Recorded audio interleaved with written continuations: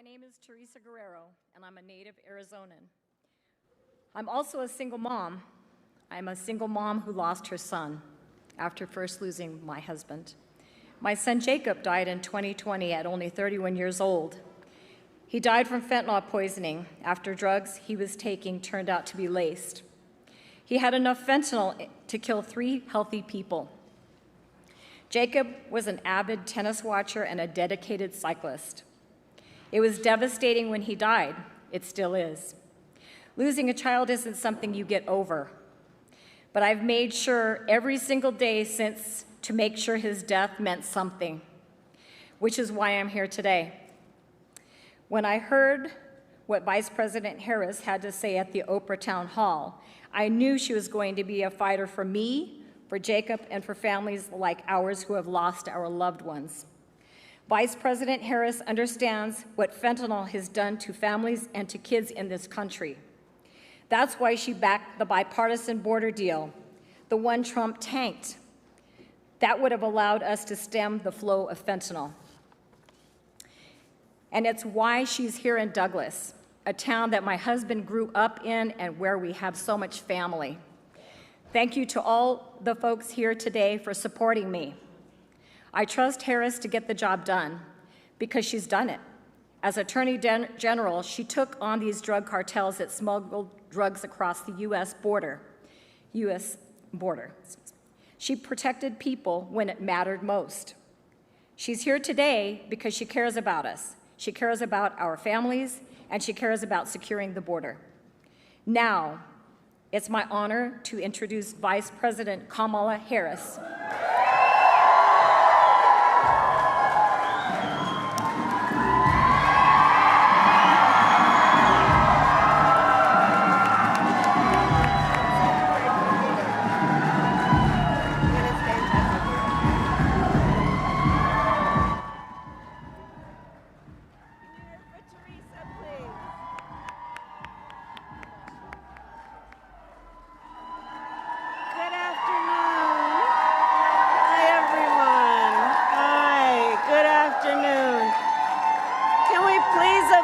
Teresa and her extraordinary courage. Please, can we applaud extraordinary courage? Thank you. Thank you, thank you, thank you. Please have a seat, everyone. Thank you. It's good to be back in Arizona. It is good to be back in Arizona. Thank you all. Thank you so very much.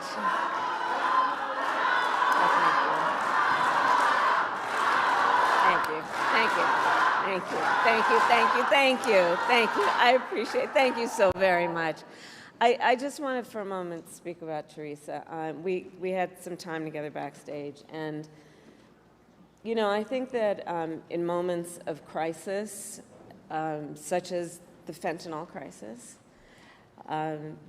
there are people who, through their suffering and their pain, rise with courage in such a selfless way to be a voice for others with the anticipation and the hope and the hard work of hoping that their story will be the reason other people don't have that story. And you sharing your story about Jacob and your advocacy on why we have to stop this scourge is so incredibly important. And again, I applaud Teresa, and I know we all do. And our need to stop this issue is one of the reasons that we are all here together today. I also want to thank the extraordinary elected officials who are here. Senator Mark Kelly came with me.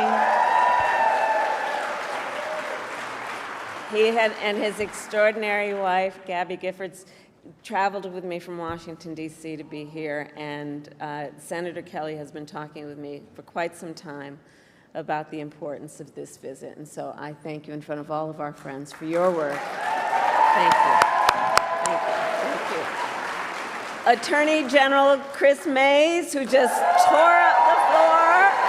She is, you know, one of, I'm going to talk a bit about it in a minute, but some of the work that I have done in my career as Attorney General, and watching her do the work that she has done as Attorney General really does emphasize the importance of having the right leader at the right time, in the right place. And that's who she is.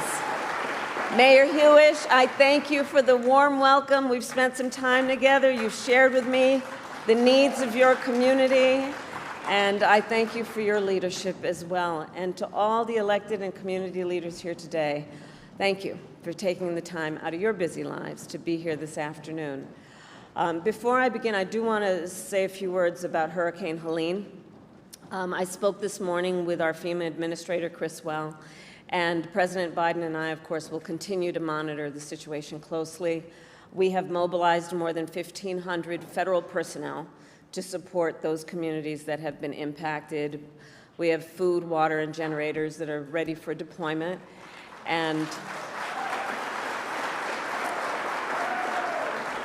we are working to restore power for millions of people who currently are experiencing outages. And I just want to stress, and for the press that is here, to those who are watching, the storm continues to be dangerous and deadly, and lives have been lost, and the risk of flooding still remains high.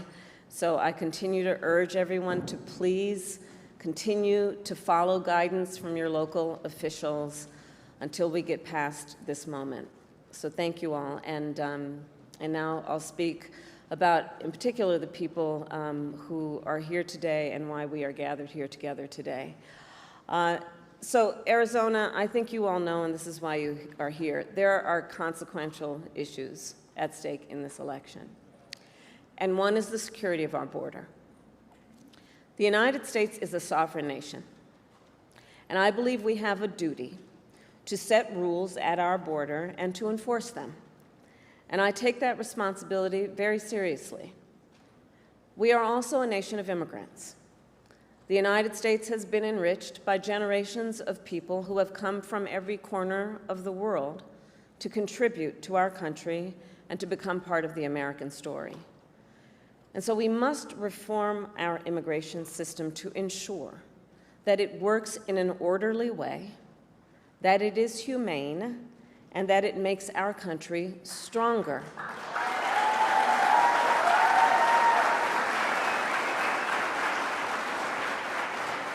So I've just come from visiting the border and the port of entry in Douglas. I spoke with dedicated agents from Border Patrol and Customs officers who every day see the overflow of commercial traffic through the port. These men and women who work there and at other places along our southern border help keep our nation secure. And they need more resources to do their jobs, which is why we have and are in the process of investing $500 million to modernize and expand the port of entry here in Douglas.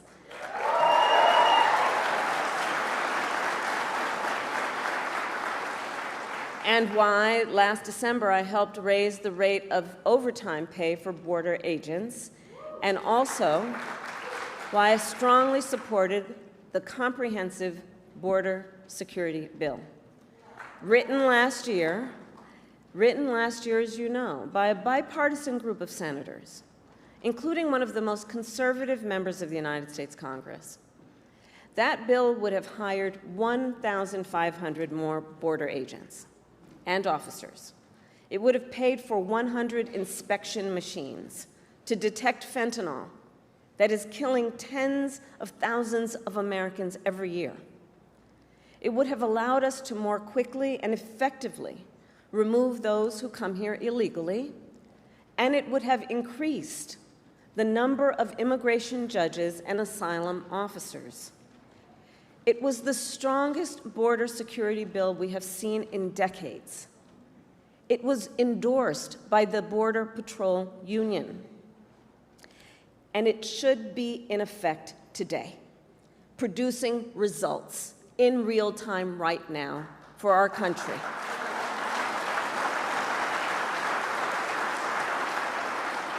But Donald Trump tanked it. He picked up the phone and called some friends in Congress and said, stop the bill. Because you see, he prefers to run on a problem instead of fixing a problem. And the American people deserve a president who cares more about border security than playing political games and their personal political future.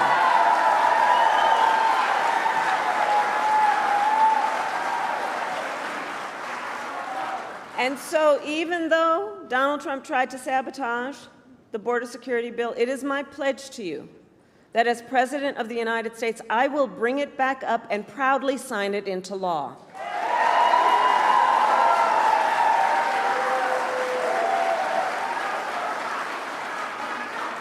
And let me say, the issue of border security is not a new issue to me. I was Attorney General of a border state for 2 terms.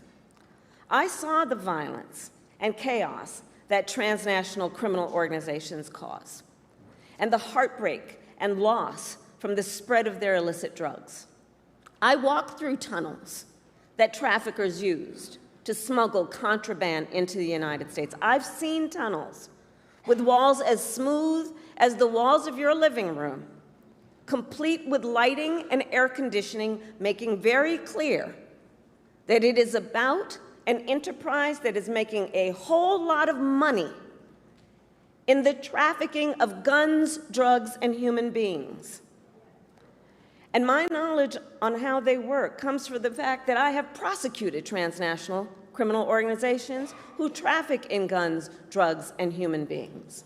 My team and I broke up a heroin trafficking ring in the Bay Area with ties to Mexican cartels. We took down a gang working with the Sinaloa cartel to traffic methamphetamine into the United States. We seized millions of dollars worth of cocaine from the Guadalajara cartel and broke up a drug trafficking operation, including pill mills and so-called recovery centers that were pushing opioids with deadly results.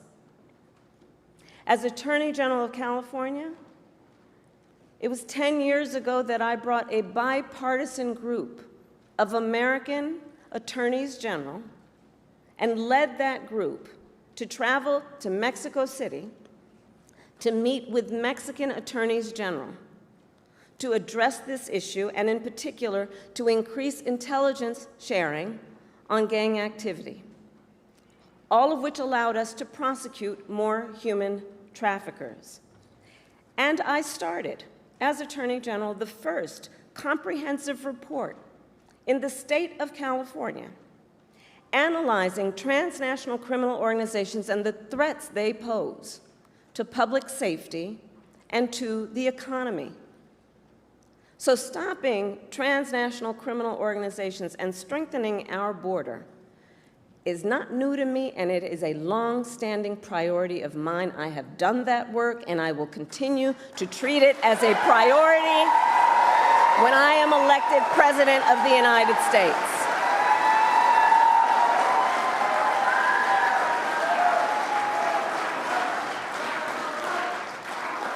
And it is my pledge to you, understanding how solutions get formed, that I will reach across the aisle and I will embrace common sense approaches and new technologies to get the job done. Because I know transnational gangs coming across the border, trafficking in guns, drugs, and human beings could care less who somebody voted for in the last election. They could care less. They've got one goal in mind. And it is therefore critically important that anybody who calls themselves a leader would work with other leaders for common sense solutions, understanding the pain and the suffering that Americans are experiencing if we don't work together to fix these problems. And look, transnational gangs, one of the things I know about them, they are always innovating. So to disrupt them, we must do the same. And that means, again, working together in real time, grounded on finding common sense approaches, not just about some rhetoric at a rally, but actually doing the work of fixing a problem.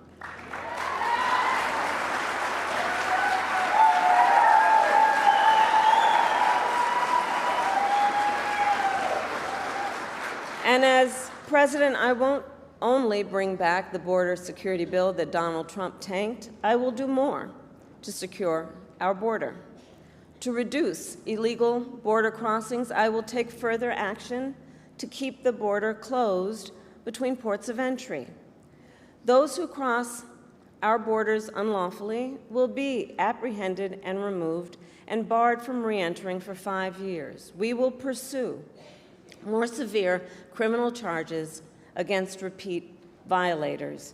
And if someone does not make an asylum request at a legal point of entry and instead crosses our border unlawfully, they will be barred from receiving asylum.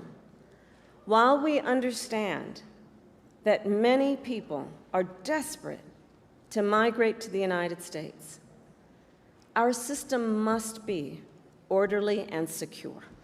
And that is my goal. And that is my goal.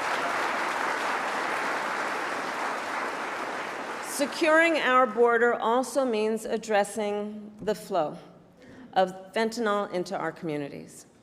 Fentanyl is a scourge on our country.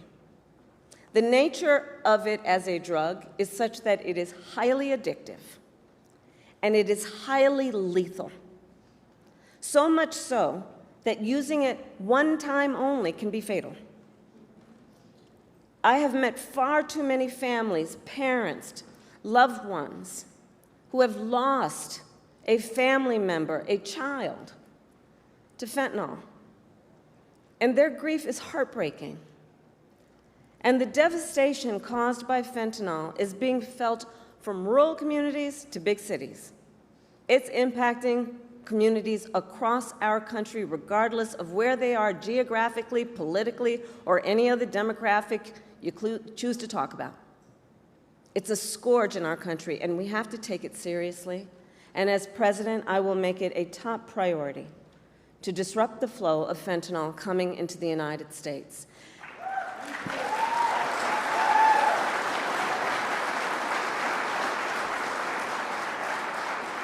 And I know everyone here understands that most of the fentanyl in America comes from 2 cartels based in Mexico. Most often, they are smuggling it through vehicles at legal ports of entry, like the one I visited today. The fact is, border officers don't have enough resources and are only able to search a fraction of the vehicles that pass through their checkpoints. This is unacceptable. They need the resources to do their jobs. And as we could have done with that border security bill, I will surge support to law enforcement agencies on the front lines, more personnel, more training, and more technology, including 100 new inspection systems that can detect fentanyl hidden in vehicles. And we will make sure that our ports of entry, including airports and seaports, have additional state-of-the-art technology to detect fentanyl and the chemical tools used to make it. I will also double the resources for the Department of Justice to extradite and prosecute transnational criminal organizations and the cartels. Yes.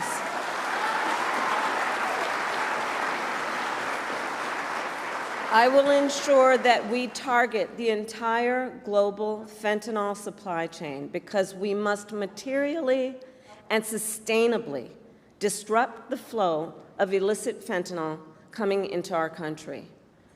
My approach takes into account also that the precursor chemicals used to make fentanyl are by and large made in China and then shipped to Mexican cartels and trafficked right here into the United States.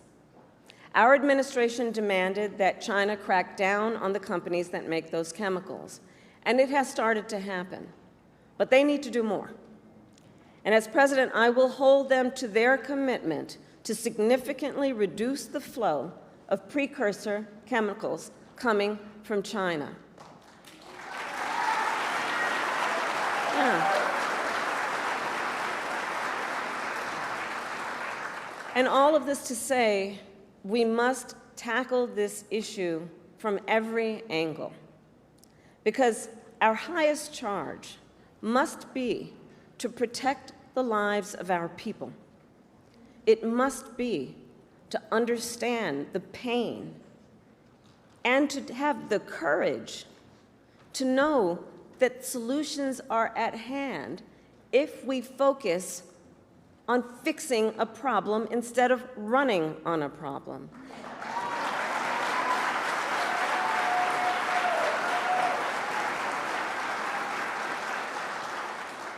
And on this issue, writ large, we must ensure that our country remains strong and competitive, which includes fixing our broken immigration system.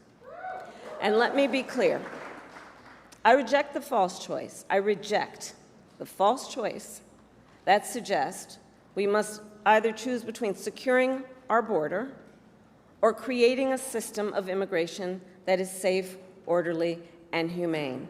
We can and we must do both. We must do both.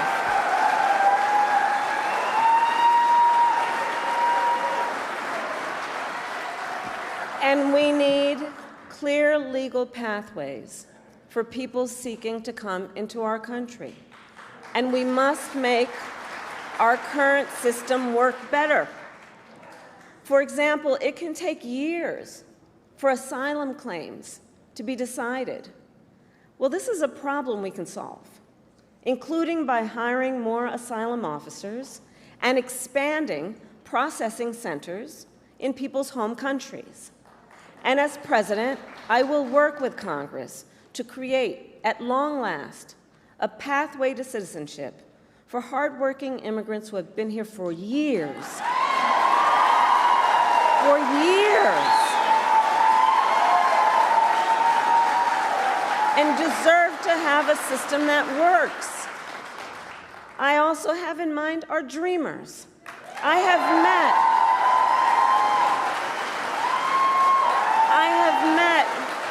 with so many of our dreamers throughout my career. They who have grown up in the United States, were educated here, pay taxes here, serve in our military, and contribute to our communities every day. They are American in every way. But still, they do not have an earned pathway to citizenship.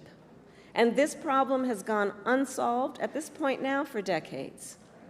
The same goes for farm workers, who ensure that we have food on our tables and who sustain our agricultural industry. And they too have been in legal limbo for years, because politicians have refused to come together to fix our broken immigration system. Well, as president, I will put politics aside to fix our immigration system and find solutions to problems which have persisted for far too long. For far too long, we have all known this is not working as it can and as it should. And so, as I said at the beginning, these issues are highly consequential for our nation. And the contrast in this election is clear. It is a choice between common sense solutions and the same old political games. In the 4 years that Donald Trump was president, he did nothing to fix our broken immigration system. He did not solve the shortage of immigration judges. He did not solve the shortage of border agents. He did not create lawful pathways into our nation. He did nothing to address an outdated asylum system, and did not work with other governments in our hemisphere to deal with what clearly is also a regional challenge.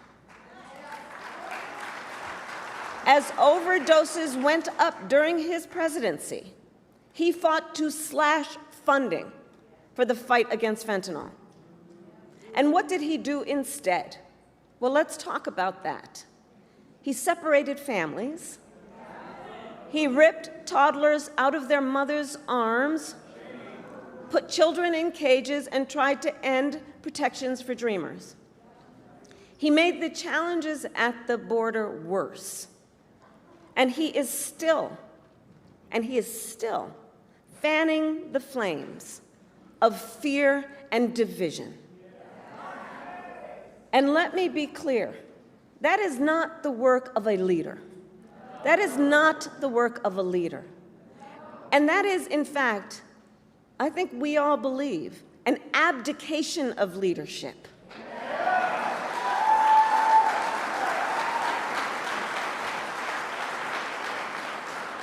And so, on behalf of all across our nation who want to see these problems solved, I say we cannot accept Donald Trump's failure to lead.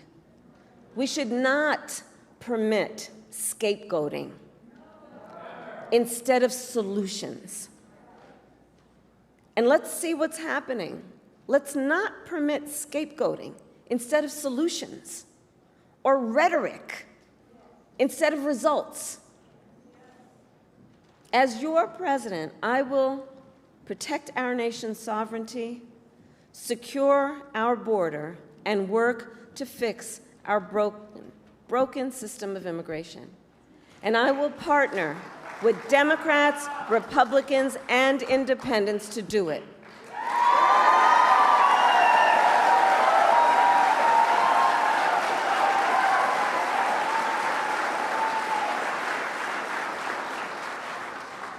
Arizona, it is time for us to turn the page on the ugly battles that have characterized our politics. And it is time to move forward together to achieve real solutions that make our country stronger. And I know we can get this done. I know we have the will. I know we have the courage. I know the solutions are at hand, and I know we are ready. And so with all of that, I say thank you. May God bless you, and may God bless the United States of America. Thank you all.